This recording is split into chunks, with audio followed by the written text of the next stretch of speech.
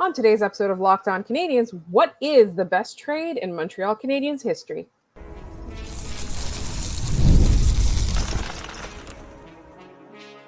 You're Locked On Canadiens, your daily podcast on the Montreal Canadiens, part of the Locked On Podcast Network, your team every day.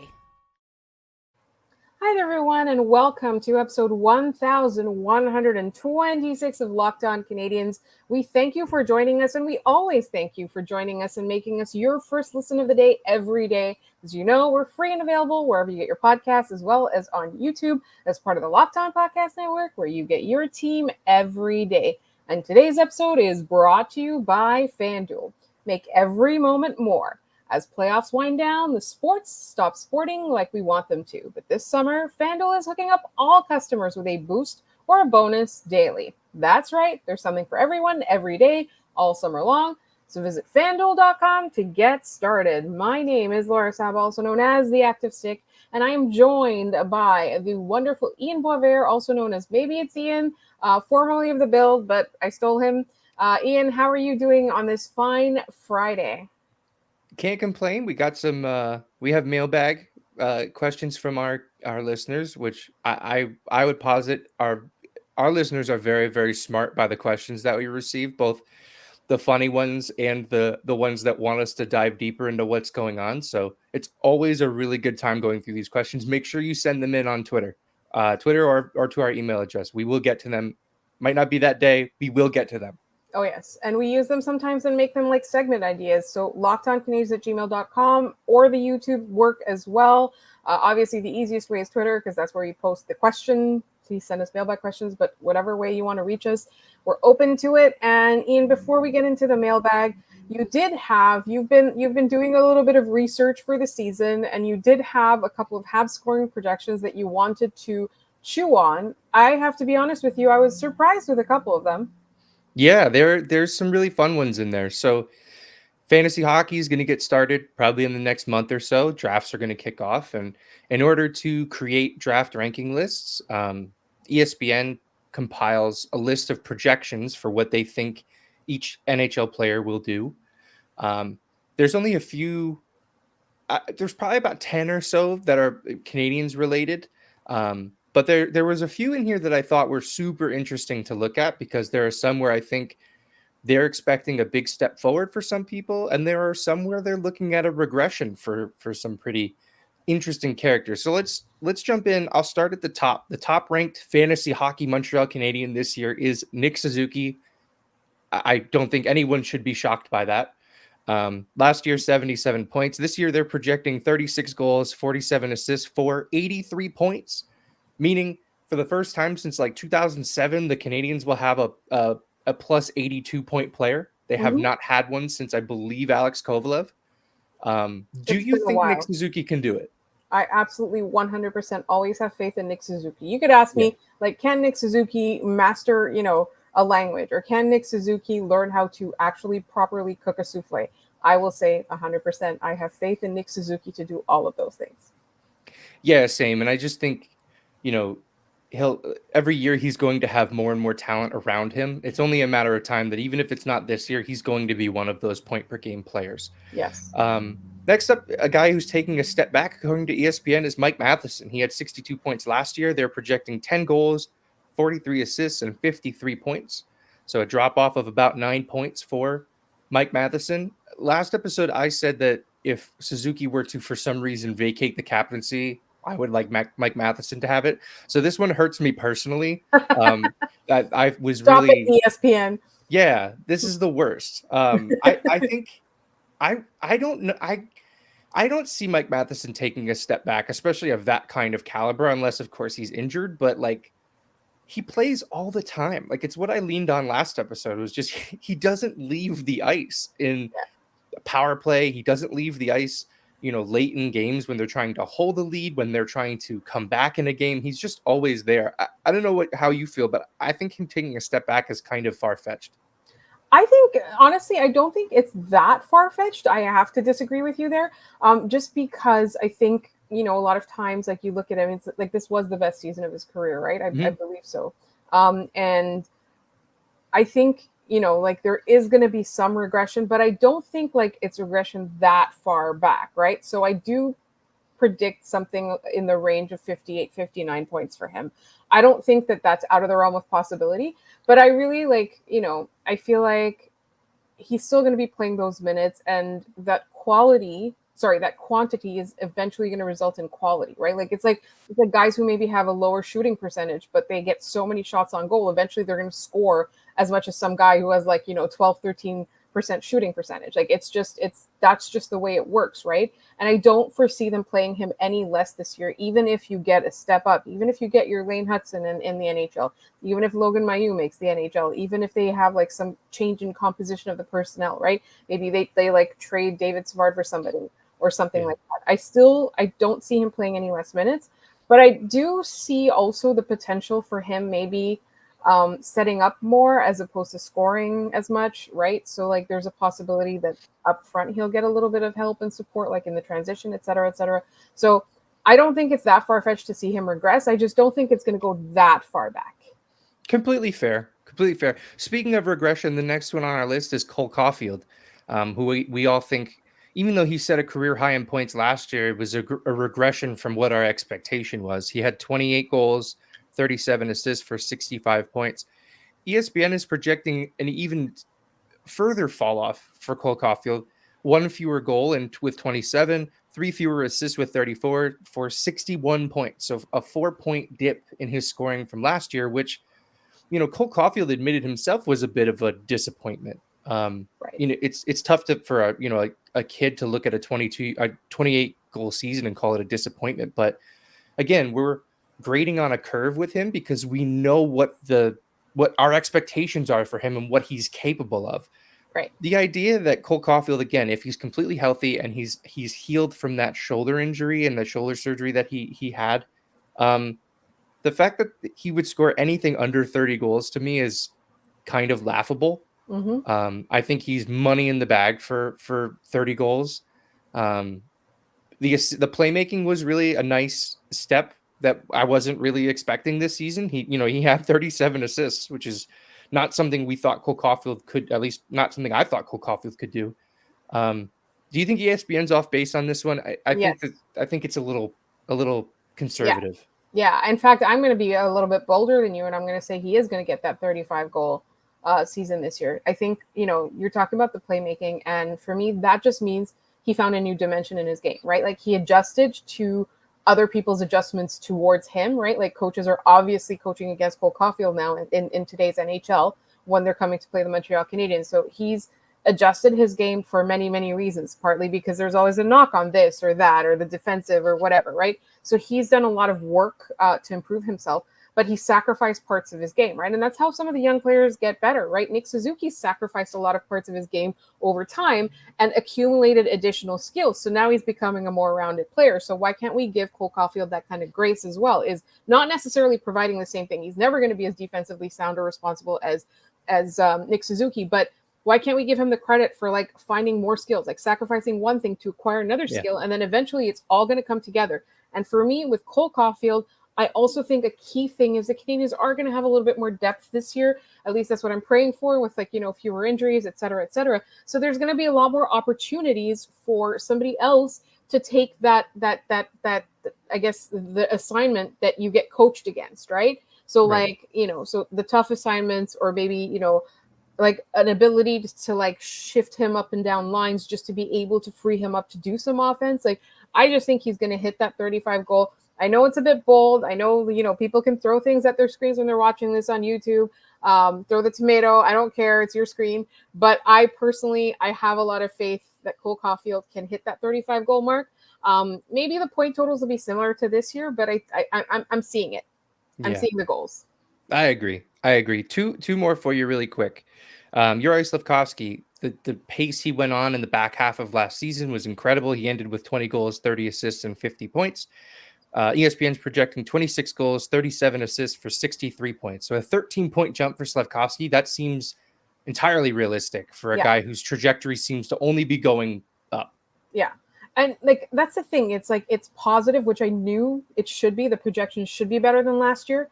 but I also think it's realistic because there are going to be moments where there's still going to be some stumbles. Like there might be like, what do you call it? A slump, et cetera, et cetera. Yeah. So like, I think it's a realistic, but positive prediction. And I'm around there for like personally.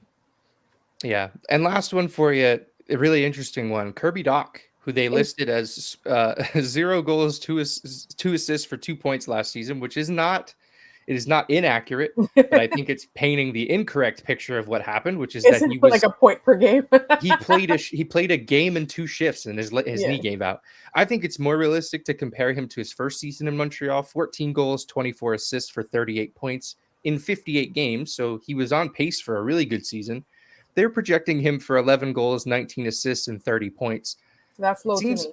It absolutely. I was going to say the same thing. Like if he's healthy the entire year, which let's be fair, that's a Kirby Dach sized if, right? Like that's a big if for him. And I think that that's something that we're going to need to see confidence build in. But if he is healthy all 82 games or even 75 games, like he's eclipsing 50 points to me. Like I don't think that I don't think that's a particularly hot take either. I think that's just the progression of this player. I think it's just for me it's way too low. Like it's almost laughably low. Again, a big if about the health, but like all these projections are based on playing in 82 games, right? So for me, like that's laughably low. I think, there will be some recovery from the injury. Like it was a very, very long recovery. He was on the ice, et cetera, but like, it's not the same as gameplay, right? Like there will be some adjustments, but I think like for me, like 60 is what he should be aiming for. And if we have more than that, that's great. But like personally, I don't think it's out of the realm of possibility because at this point, like they're going to play Joshua Roy with him, right?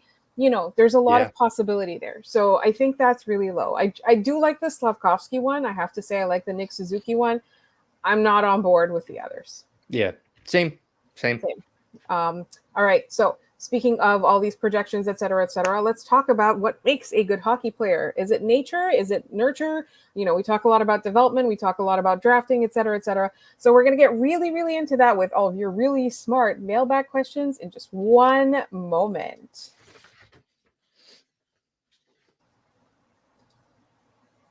Let me tell you a little bit about FanDuel, one of our sponsors for today. It is the summer, and I have to say I do love summer, but there are things about it I truly, truly do not like sports. I love sports. I love them so much. I never want them to stop. But there's no more playoffs right now. There's fewer games. There's really not that much going on, basically, other than baseball. The sports aren't sportsing like we want them to. But FanDuel lets me keep the sports going whenever I want. All I have to do is open the app and dream up bets anytime I'm in the mood. And this summer, FanDuel is hooking up all customers with a boost or a bonus daily. That's right. There's something for everyone every day, all summer long. And on Friday, the Red Sox are plus 188 against the Orioles. So check it out. Head over to FanDuel.com and start making the most out of your summer. FanDuel, the official sports betting partner of Major League Baseball.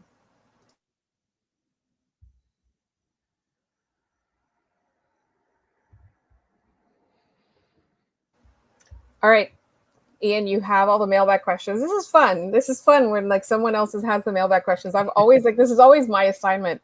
And I have to be honest with you, like you paired them. I was looking at them in the morning, and then some of them I was just like, I don't want to know. I want to be surprised. So let's get into our mailbag questions. Yeah, I think we'll start with one that we got through email from Claude Sauve. I hope I'm pronouncing your name correctly. If not, please, Sauve. You think is that correct? Yes. Claude Sauve. Thank you for correcting me. It's important. Sent in via email. It's a little. I want to take the time to read this because I think it's very important. Hi guys, I was wondering what you guys think about nature over nurture as it applies to hockey in general, and Josh Anderson and Cole Caufield as specific examples. It seems to me that Anderson is a player that thrives when left to exploit his natural abilities, going up and down the wing, banging and crashing, going hard to the net, not curling at the blue line, looking to dish the puck. Conversely, Caufield has benefited from St. Louis nurturing him to become a more complete player. Some players have a 4-bit processor, and then some players are packing an Intel Core i9 14900K. All of this to say, St. Louis needs to get out of Anderson's head and let him play checkers and not chess. He's a north-south player by nature with a 4-bit processor. St. Louis should stop trying to upgrade him. On a related subject, I think that given the chance to play his game, Anderson might be a good complement on a line with players like Dach and Newhook. I know I might be dreaming in Technicolor, but I've always had a soft spot in my heart for Anderson and want to see him get a chance in training camp to rebound. Thanks for that email. That was a nice exercise to go through the idea of nature versus nurture when it comes to hockey players. And I think you pointed out two really good examples of guys that like need to be treated differently. Do you think that St. Louis should just kind of let the reins off Josh Anderson and just let him go be the Josh Anderson we know he can be instead of trying to make him into a player he's not? I think first of all, Ian, like this is going to be a real treat. Every time you see Claude's name pop up in the email, it's always something like this. It's always well thought out. There's always examples. I like the topics that Claude sends us. Like we love it. I think I love the examples too. Just because I feel like there has to be like, it's two things, right? It is nature versus nurture, but it's also a true understanding of the abilities and limitations of a player. So when a player has a higher ceiling, nurture does come into play. But when a player like Josh Anderson has hit their ceiling, and this is the thing, I also truly have a soft spot for Josh Anderson. I absolutely do. He's one of my favorite hockey himbos in history. Like truly, truly, truly. And like we you know the memes of like that we've had over the course of his tenure on the Montreal Canadiens. Like I want him to do well. I really, really do. And I think that with Josh Anderson, you do kind of have to allow him to let loose, but you have to still put him in situations where that's warranted. You have to play him with the right line mates, but trying to shoehorn him into something he's not, it's something we all do mentally, and it might be something Martin St. Louis is doing like truly in real time, right? And I personally feel that it's also a possibility that the fact that the Canadiens don't really have the personnel that they necessarily need to really provide Anderson with, I'm going to say sheltered assignments, and I don't mean that in a bad way. No. I just mean, you play him complementary line mates. But when you have a player with a high upside, with a high ceiling, the talent level is different. The talent caliber is different. The talent, I guess, kind of talent, the type of talent the person has, the type of skill the person brings. And that upside is there. Yes, you can nurture them to reach their potential. You just always have to understand there's players that have reached their potential and no more nurturing is going to help. And then there's players that still have an upside. So that's where I feel like, it's the fact of the matter is that offensively, Cole Caufield is simply more gifted than Josh Anderson. That's just the way it is. But like, Cole Caufield doesn't hold a candle to like Josh Anderson's size and weight class, right? So there's a lot you kind of have to consider, but I think rather than nature versus nurture, it's like it's a true understanding of the limitations of every player that really should come into play. But I do appreciate that Martin St. Louis tries. He's trying with Josh Anderson. He hasn't given up on him. Yeah, that was his project like all season, was trying to get more out of Josh Anderson. Remember when he prematurely declared he's like, Josh Anderson is back, and then he immediately went back to just being really bad again. Like it matters a lot to Marty St. Louis that Josh Anderson is playing at his top ability. So hopefully we get to see that again. Thanks for the question, Claude. I really appreciate it. We both do. I want to do one silly one before our third segment. At Boondoggle on Twitter, at Goldbricken asks, how would chairs look if our knees bent in the opposite direction? Oh, that's so funny. I did see that. And I was like, I don't know how to answer this question. Like I truly have no idea. I don't think that the chairs would change. I think the way we sat in them would change. We'd probably lay on them, right? Like we would probably lay across our stomachs and then our feet would hang off, in the inverse. That's one of those ones that scratches my brain. I don't know that the chairs would change. I think that I think everything would be stools. Actually, now that I say it out loud, like the way that I describe now, you have to like lay on your stomach to sit down on a chair. They probably all have to be stools, right? Yeah, absolutely. I think that's the way it works. All right.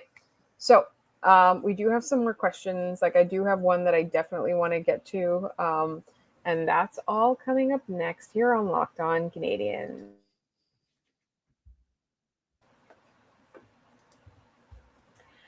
Passion, drive, and patience. What makes your team a winning championship team is also what keeps your ride or die alive.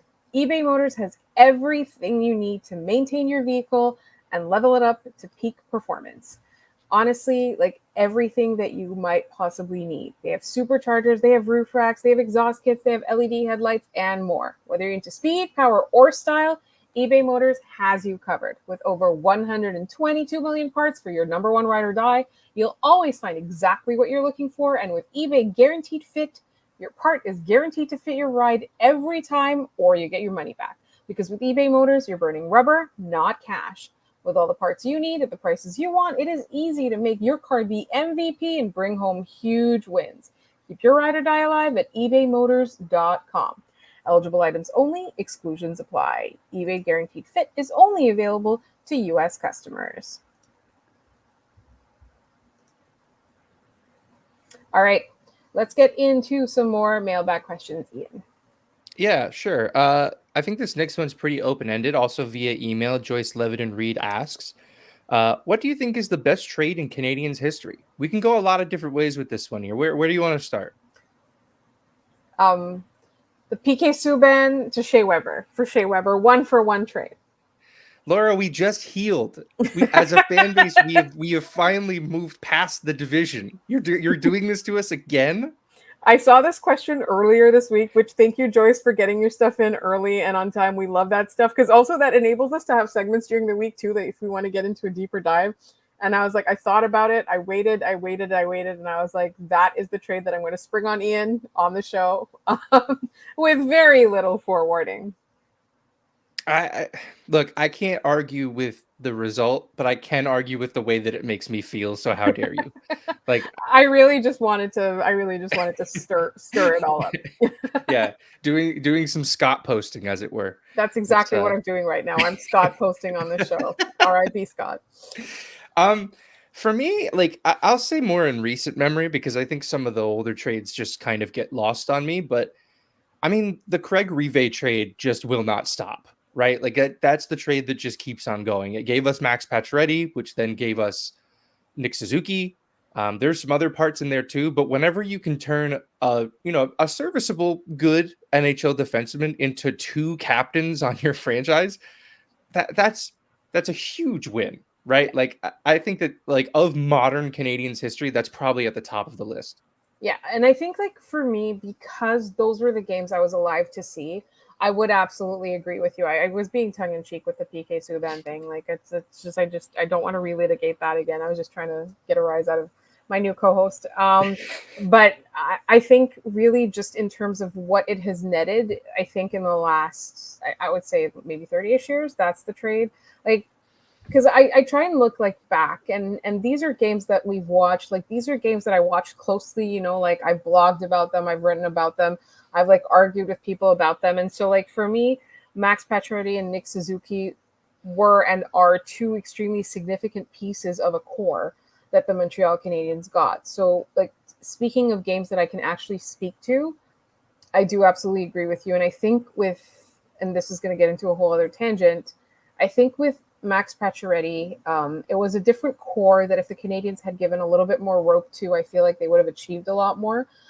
So it's not really fair to kind of compare what Nick Suzuki ends up accomplishing to what Max Pacioretty did or didn't achieve. Yeah. But I do feel that, having Nick Suzuki as the captain right now, and I truly, truly feel that there will be a point at this, like during this player's tenure as Montreal Canadiens captain, that he will be lifting the cup and handing it to one of his teammates. And that to me is going to be like, Craig Rivet netted that.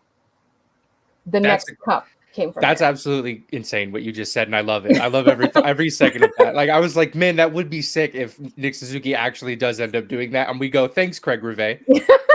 We can call him. Let's find him and call him and be like, thank you, Craig Rivet. Yeah. Last episode, we said Price's jersey is going to the rafters. If Nick Suzuki raises a cup above his head, we're putting 52 up there for Craig. Absolutely. I know there were some people that had some very strong opinions about our Carey Price should belong in the NHL, not the Habs rafters. He's definitely going to the Hall of Fame. Sure. But the Montreal Canadiens, should he have his jersey retired? So check out our last episode, like the one just before this one, and tell us what you think, because like we were a bit surprised with a little bit of the resistance that we got to the idea that he should have his number retired. And also, if you have older, better Canadians trades, put them in the comments on this video. Like, educate us. I want to Yeah. know, like, what happened in the 70s. I don't know. Yeah. So thanks for sending that one in. That one was a lot of fun. We'll jump back to a silly one really quick. Emily on Twitter at EmmaLily23 asks, will the construction on my street be finished before the home opener? So Emily asked this in response to me saying, it's the mailbag, it's the summer, let's get crazy. But Emily, like, let's not get that crazy, okay? Like, this is Montreal. The construction is not going to be finished before like 3 Canadian seasons from now. This is where we live. So no, it's not going to happen. But we do love you, Emily. You are like, honestly, like one of our most loyal listeners, one of the best friends of this show. Thank you, Emily. But that's truly insane. I do hope the traffic cones migrate away from your street within, a decent amount of time. I live in Connecticut. The Connecticut mind simply cannot fathom the Montreal construction, the Montreal traffic. So you have to be here to see it, Ian. You truly have, and you have to be here for an extended enough period of time for it to ruin your life, like 3 days in a row, and then the Montreal experience. Because it's also like she's saying, like, you were saying in a decent amount of time. I'm like, this is Montreal. The road could look entirely different and fully paved tomorrow, or it could take 7 years. You don't know. Yeah. Let's do some more traveling in that sense then. Blaine Potvin asked, in the spirit of crazy questions, if you had to choose, would you rather a week on a Greek beach or a week doing a backpack adventure in Australia? And I don't know anything about Greek beaches, but I know that there probably aren't tarantulas and poisonous snakes. So I'm choosing that one. I don't want anything to do with Australia. Well, this was a would you rather question. So obviously the Greek beach, he said that he had a really great time backpacking in Australia, which, like, Blaine, you are truly one of the bravest people I know, not just because of your daily profession, but also because like you did that. But I am never, ever, ever, ever, ever, ever, ever, ever going to be tempted to. If you told me I will give you $50 million for you to survive for 1 week in the Australian bush, I would die of fear. So I wouldn't die of the tarantula or snake bite. I would literally die of fear. So that's not happening. But Greek beach, absolutely. I've been there, Ian. I highly recommend it. I've done it multiple times, and I cannot wait to go back to Greece. Greek beach wins over Australia now. What was it? The Australian bush. Yeah, I mean, in this sense, the tourism slogan for Greek beach should just be Greece, no flying spiders. Like, that's all it should say. Yes. One last one from Blaine before we hit the road here. The big decision now, trade for a top 6 player, in which he added in parentheses Laine, or stand pat and work on improving the current youngsters. I think the second one. There has been a lot of talk about Laine. Like, we've been doing this, like Rutger McGordy, like all this stuff, like who should the Canadians bring in? Ian, as you pointed out, I believe it was in our last episode, I do personally truly feel that this is the year that they stand pat. They should stand pat, because next year, as you said, by their own admission, they are going to be they're going to need to go for it. They're going to need to get out there and get someone, right? Like, trade those assets that they have for somebody who's going to make a big impact, because this year, it's like whatever impact they make, whatever improve the Canadians make, it's still not going to be like a playoff run. You know what I mean? Like, we're going to be lucky if they're sniffing the wild card at the end of February, right? So we're going to be lucky if people are still talking about them at the end of February, unless they're like, selling, which I hope they don't do. That's not their trajectory right now. But it's just like, you're going to be giving up assets to bring in somebody, try and integrate them into the team prematurely for no reason. Like, keep those assets, give them an opportunity to show what they've got in the OHL, wherever it is, Europe, blah, blah, blah, and then trade them for something good next year. Something will happen. There's always, like, who would have thought that Patrick Laine, when he first got to Columbus, he was so happy. He loved it. The team loved him. Who would have thought that, like, now we would be looking at he wants out. Obviously, there's a lot more nuance, and our episode with Jake kind of went into that. But, you never know, right? Like, you never know, like, who thought that Pierre-Luc Dubois' stock would fall so dramatically, too? It's just, you never know who's going to be available the following year. So you might as well stand pat. That, to me, is the correct decision. Yeah. I really like Patrick Laine. I like the player. I like the guy. I would love to have him on this team. Placing it in this kind of frame where, we are keeping our assets and not acquiring a player like Laine and allowing maybe a Josh Waugh to play higher in the lineup, right? Like, that's the ideal. And to your point about waiting until next year, a lot of weird stuff is happening in Edmonton. Leon Draisaitl is a UFA at the end of this season. I love Patrick Laine, but like if in my brain I'm now going to Laine now or Draisaitl later, like you pick Draisaitl. Leon Draisaitl would change the trajectory of this team for the next 10 years. Like that's the kind of player that they could, like, I in my head I'm thinking, now we can get a reclamation project. Next summer we can get somebody who's going to, start busting down doors to get the Canadiens to move forward again. Yeah. So I have to satiate, the lizard brain part of me by saying that next year we'll get Leon Draisaitl, but this year I think Patrick Laine, it's probably best to pass at this point. So, Ian, have you started now this year's like Canadiens fan base speculation and hysteria is now it's Leon Draisaitl? Yeah, what was it last episode? I said Lafreniere, and now it's Draisaitl. Yeah. We're just going to start stealing players from every single market. So I think every episode I'll have a new person that I'm obsessed with. And then maybe our sponsors FanDuel can run odds on that at the end of the next season. Which one of these guys is Canadian? Eventually, I'll have to be right. I'll just run out of players, and they'll have to acquire one of them. Exactly. Like we'll just name every player in the NHL. We've got time. We are out of time for today, though. So we want to thank everybody for your mailbag questions and remind you that you can send them to us at lockedoncanadiens@gmail.com. You can send them to us on Twitter, LO_Canadiens. You can also leave them in the YouTube comments. Just make sure that you're not a jerk to anybody. Otherwise, we will delete the comment and never read it on the mailbag. Also put MBQ or mailbag questions so that we know you want us to talk about it on a Friday. In the meantime, this was your first listen of the day. We do thank you for that, but make sure you check out Locked On NHL. They've got something new every day. They've got new hosts covering different things, whether it's, what's going on in the Eastern Conference or what the major stories in the NHL are. Locked On NHL has got you covered, so check them out. You'll get them wherever you get this podcast, as well as on YouTube. Also, just make sure you're subscribed. You tell your friends, everything, and we will see you all on Monday.